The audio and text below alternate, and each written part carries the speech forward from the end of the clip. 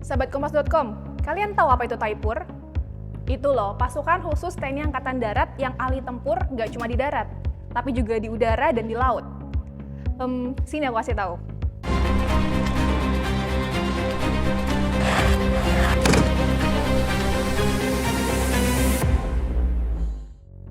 Taipur adalah singkatan dari Kompi Pengintai Tempur. Taipur merupakan pasukan elit dari Komando Cadangan Strategis Angkatan Darat atau Kostrad. Nah, Taipur memiliki keahlian khusus, yaitu mampu menembus jantung musuh secara senyap. Selain itu, Taipur juga mampu menggunakan senjata tradisional Dayak Kalimantan. Terus, apa aja nih kehebatan lainnya? Bersama saya Vina Muti, Brigade Edisi kali ini kita akan membahas soal Taipur. Yaudah yuk langsung aja kita simak videonya berikut ini.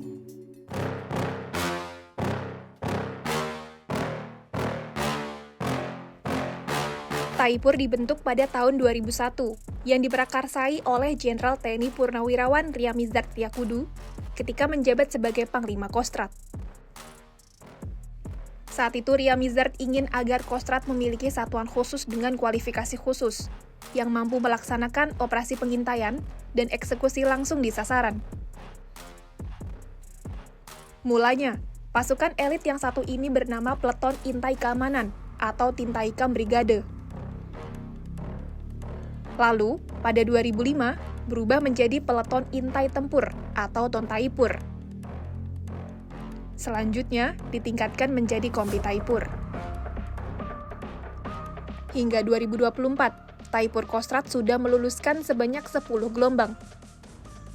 Taipur gelombang pertama yaitu pada tahun 2001, Taipur kedua yaitu pada tahun 2002, gelombang ketiga pada tahun 2003, gelombang keempat di tahun 2004, lalu gelombang kelima pada tahun 2009, gelombang keenam tahun 2015.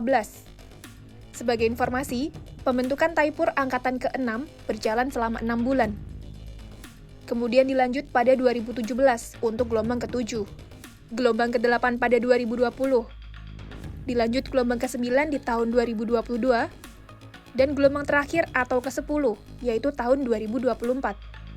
Angkatan pertama Taipur langsung diterjunkan ke medan operasi di Aceh. Selain itu, pada 2011, Taipur terlibat dalam misi pembebasan kapal MV Sinar Kudus di Somalia.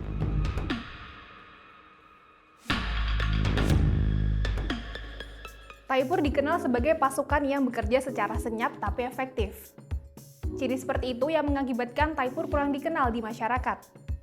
Tapi, kalau ngomongin soal kehebatannya, nggak kaleng-kaleng loh sahabat Kompas.com. Berdasarkan keterangan dari laman resmi Kostrad, prajurit Taipur mempunyai keahlian khas, yaitu melakukan infiltrasi ke jantung musuh dengan senyap untuk melakukan sabotase, baik di gunung maupun di kota. Sementara itu, senjata yang sering digunakan prajurit Taipur yaitu senapan serbu, pistol, dan sniper. Menariknya, prajurit Taipur juga mampu menggunakan senjata tradisional masyarakat Dayak Kalimantan.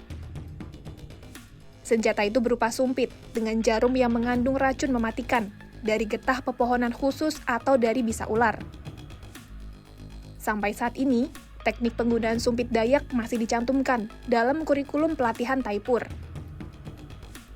Hal itu karena sumpit Dayak sangat menunjang operasi senyap jarak dekat yang dilakukan oleh para pasukan Taipur. Jarum yang dikeluarkan dari senjata tradisional Dayak itu bisa mencapai sasaran dalam jarak 20 hingga 50 meter. Panjang sumpit Taipur mencapai 1,9 hingga 2,1 meter dan memiliki bagian utama, yaitu bagian yang berbentuk pipa, anak sumpit, dan mata tombak di bagian depan.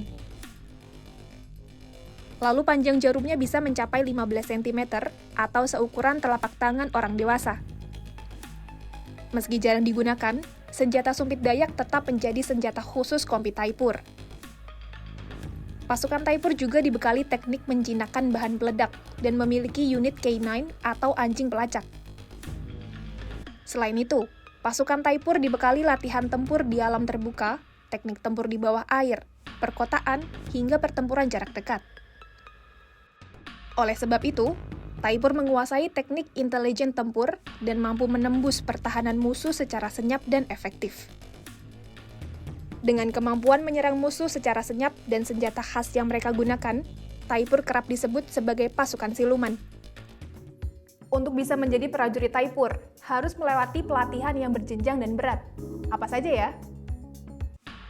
Prajurit ditempa selama 7 bulan pelatihan di Cilodong, hingga puncaknya dilatih oleh pasukan Cakra di Jatiluhur, Purwakarta, Jawa Barat melalui beberapa tahap. Tahap pertama, para prajurit melakukan latihan tempur di Medan Latihan Kostrad di Gunung Sanggabuana, Kompleks Latihan Kostrad, Kabupaten Karawang, Jawa Barat. Lalu di tahap kedua, para prajurit menjalani latihan intelijen di Pusdikpasus, Batu Jajar, Bandung. Dalam latihan ini, Kostrad menitik beratkan pada latihan intelijen tempur. Kemudian, tahap ketiga terdiri dari latihan tempur bawah air di Satuan Pasukan Katak Armada RI Kawasan Barat di Pondok Dayung dan Pulau Damar, Teluk Jakarta Utara. Terakhir, tahap keempat, para prajurit melakoni latihan aplikasi dan latihan berganda di Situ Lembang, Bandung. Latihan adalah kewajiban, tugas adalah kehormatan.